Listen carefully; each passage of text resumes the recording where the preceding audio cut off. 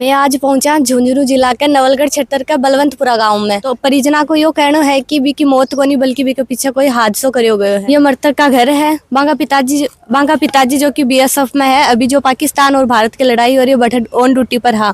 और बांकी जो मदर है वह हाउस वाइफ है। बांका एक भाई है जो कि बीकॉम कर रहे है। बांक ऊपर अचानक से यो एक दुख को पहाड़ टूट कर पड़ गयो। आप या समझ सका कि बांका घर का की क्या की स्थिति हो रही होगी और क्या के बांक ऊपर दुख को एक पहाड़ टूट चुक्यो है। तो बड़वां के साथ हादसों है, कोई नेता वगैरह को नहीं आया है। थारी के ऊपर कह रहा है, कमेंट के अंदर जरूर बताओ, वीडियो ज्यादा से ज्यादा शेयर कर दियो। राम राम सा। राम राम सा। नाम है थारो? मेरा नाम अनूप है। अच्छा, थे मृतक का के लागो हो? मैं मृतक के बुआजी को लड़का हूँ। तो मृतक की एज कितनी ही? 25 साल। और नाम के हो? मोहित कुमार। और वन जॉब में लागे कि तो टाइम हो गयो? वो जॉब में लगे थे नवंबर में, नवंबर 2024 में। तो थारी लास्ट बार बात कब हुई? लास्ट बार हमारी बात हुई 13 तारीख ने। तो थान पतो कब लाग्यो कि मतलब अभी? देखो मान पतो लाग्यो 15 तारीख की रात और 16 की सुबह, मतलब 12:36 पे एक मैसेज आता है व्हाट्सएप पे कि आपका मोहित कुमार है, उसके एक शॉट लगा है, नॉर्मल शॉट लगा है और उसका इलाज चल रहा है और बेहोश की हालत में, थोड़ा बेहोश की हालत में है वो। और जैसे ही आपको जो नई सूचना होगी हम आपको अवगत करवा देंगे, बता देंगे। और उसी मैसेज में ये चीज़ भी लिखी हुई थी कि आपकी ये जो शिप है ये ओखा गुजरात आएगी, ठीक है। और जैसे ही हमने सुबह जब हम लोग उठकर मैसेज देखा, देखने के बाद में आपको पता है कि परिजनों को क्या होती है, क्या हालत होती है, क्या नहीं होती। हमने दोबारा कॉल करने की उनको कोशिश की तो उन्होंने कॉल पे किसी प्रकार का कोई जवाब नहीं दिया। फिर शाम को कॉल आता है, जैसे ही उन्होंने ये जवाब नहीं दिया तो हमारे कोई जानकार थे, उनको मुंबई के थे, तो उनको हमने अवगत करवाया कि ये चीज़ हुई है यहाँ पर। तो वो वहाँ गए जहाँ शिप की मैन, तो उन लोगों ने किसी प्रकार कोई इंटरेस्ट नहीं लिया कि आपका व्यक्ति यहाँ जॉब करता है कि नहीं करता है। जो भी कंपनी होती है ना, मालिक वगैरह, हमने जैसे भी हाथाजोड़ी करके या जानकारी के हिसाब से कैसे भी उनको मिलने की कोशिश की। हमने उनको बताया कि भी ऐसा ऐसा ये मामला हुआ है। तो उस लड़के ने जो व्हाट्सएप अननोन नंबर से, कंपनी का कोई रिप्रेजेंटेटिव कोई इंसान नहीं है जिसने ये खबर दी और ये बताया है कि भाई ये हादसा हुआ, ये चीज़ हुई है। अननोन नंबर से एक मैसेज आता है, फिर हमने ये बताया। तो उस लड़के का शाम को कॉल आता है, मेरी मामी जी ने कॉल उठाया तो बोला कि आपने हमारी शिकायत क्यों की, ये तो मर गया, ये उसका स्टेटमेंट था। उसी वक्त उसके बाद हमने दोबारा उसको कॉल किया तो उसने किसी प्रकार का कोई जवाब नहीं दिया। फिर हम जैसे जैसे वहीं पे बैठे रहे, एक दो लोग वहाँ रुके हुए थे, सारी चीज़ थी, सारी जानकारी वगैरह उनको जुटाई ली गई। अब ये जो शिप थी वो ईरान गई हुई थी। ईरान से जैसे ही हमें ये जानकारी मिली तो हमने उस शिप को ट्रेस किया। उस शिप को ट्रेस करने के उसका 5 दिन पहले नेविगेशन बंद था। 5 दिन पहले उन्होंने बंद कर दिया नेविगेशन। और 5 दिन जैसे ही वो शिप आनी थी 18 को, वो शिप पहुंच रही है 19 को। उसका जो टाइमिंग था वो टाइमिंग था रात को 9 बजे, वो शिप पहुंच रही है 2 बजे, ठीक है, उस टाइमिंग चेंज करके। तो हमें ये शक लगा कि इसके साथ में एक बहुत बड़ा हादसा हुआ है। और जैसे ही हमारे पास में ये न्यूज़ मिली कि डेड बॉडी यहाँ बंदरगाह पे आ गई है तो हमने उनको मिलने की कोशिश की। उन्होंने कहा कि आपको टेंशन लेने की जरूरत नहीं है, हमारी टीम जाएगी आपके घर और वो दाह संस्कार वगैरह सारी चीज़ करवा के लेके आएगी। हमने कहा कि ठीक है, कोई दिक्कत नहीं। अब अपन थोड़ी जानते हैं नियम कानून क्या होते हैं क्या नहीं होते हैं। उन्होंने इसका पोस्टमार्टम करवा लिया अपने आप ही। अब पोस्टमार्टम करवाते हुए आपकी मीडियम के माध्यम से ही मैं ये बताना चाहता हूँ कि एक परिजन का भी हक होता है पोस्टमार्टम में, कि परिजन का हस्ताक्षर वगैरह होते हैं, सारी चीज़ होती है कि पोस्टमार्टम हुआ, आपके परिजन को होना चाहिए, ये होना चाहिए। उसके बाद उनको कॉल आता है कि आपका पोस्टमार्टम हम करवा दें। तो मैंने कहा कि हाँ ठीक है, करवा दो, आपकी दिक्कत है। तो उन्होंने कहा मैं कौन से हॉस्पिटल में, तो हमने नायरा हॉस्पिटल का नाम दिया था कि आप नायरा में पोस्टमार्टम करवा दो, मुंबई में नायरा हॉस्पिटल है। उसने JJR के नाम से कोई दूसरा हॉस्पिटल है, उन्होंने कहा हमने तो पोस्टमार्टम करवा दिया। अरे भाई ऐसे कैसे करवा दिया पोस्टमार्टम, ये बताओ मेरे। फिर हमने बॉडी लेने की कोशिश की तो उन्होंने बॉडी नहीं दी। अब ये होता है कि कल सुबह 5:30 बजे बाई फ्लाइट के द्वारा जयपुर बॉडी आ जाती है, पार्सल के द्वारा, ठीक है, या उनके आदमी आते हैं, वो आते हैं, वो हमें नहीं पता। उन्होंने किसी एम्बुलेंस वाले को ये बॉडी सौंपी है। उसके हमारे पास में कागजात भी पड़े हैं। एम्बुलेंस वाले का नंबर है, नाम है, एड्रेस जो पता है वो किसी और का है।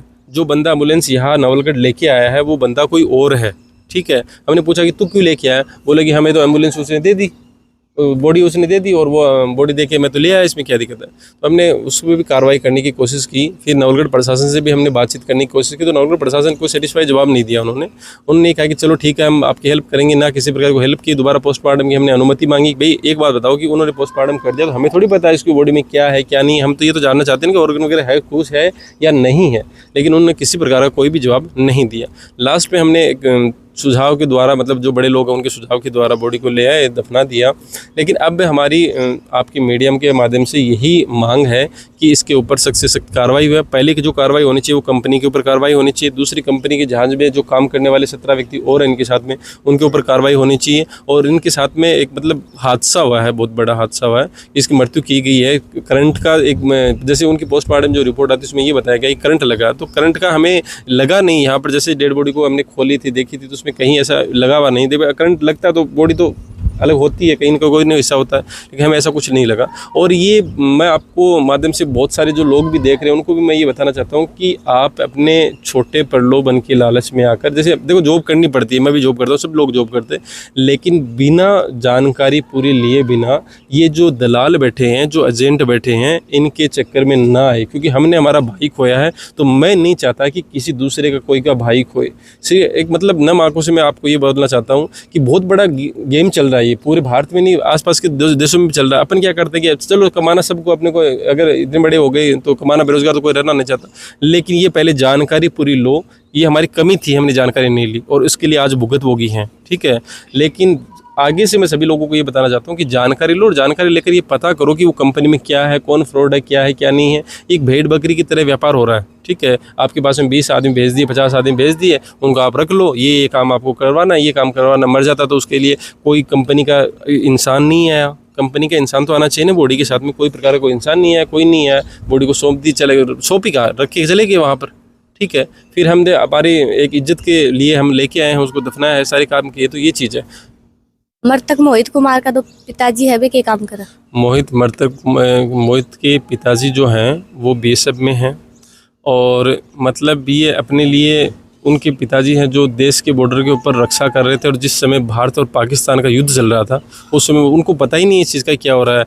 और 15 तारीख को उसके बेटे की मृत्यु हो जाती है, ना उनसे किसी प्रकार का संपर्क नहीं होता, ना किसी प्रकार का और नहीं होता, ठीक है। लेकिन एक इंसान देश की सेवा कर रहा है, दूसरा इंसान किसी दूसरे के दलालों के आने के कारण या किसी प्रकार का कोई भी शिकार होके मतलब दुनिया छोड़ के चला गया, तो एक बहुत बड़ी ये दुर्घटना है। मम्मी क्या करा? मम्मी हाउसवाइफ है, घर का काम करती है। और फैमिली में कौन कौन है? फैमिली में छोटा भाई है, वो पढ़ाई कर रहा है, अभी एमकॉम कर रहा है। टोटल कितना भाई बहन है? टोटल 2 भाई थे, एक मोहित था और एक छोटा का नाम हितेश है। तो मोहित आपको पता ही है, ठीक है, शादी नहीं हुई थी, अनमेरिड हैं दोनों। मृतक का क्या लागो थे? भाई हूँ छोटो। क्या घटना घटी है? अब वो तो पुलिस तहकीकात करे तो ही पता चला। मान तो सिर्फ तो ही बता रहे हैं कि भी करंट लग गया, लेकिन भी बॉडी और हालत देखता मान को लग रही है कि वो करंट है। मान तो सिर्फ आती लग रही है कि वहाँ की साजिश से बनी बने।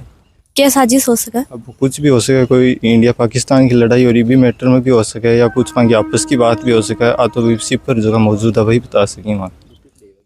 ड्यूटी घटाई वहाँ की?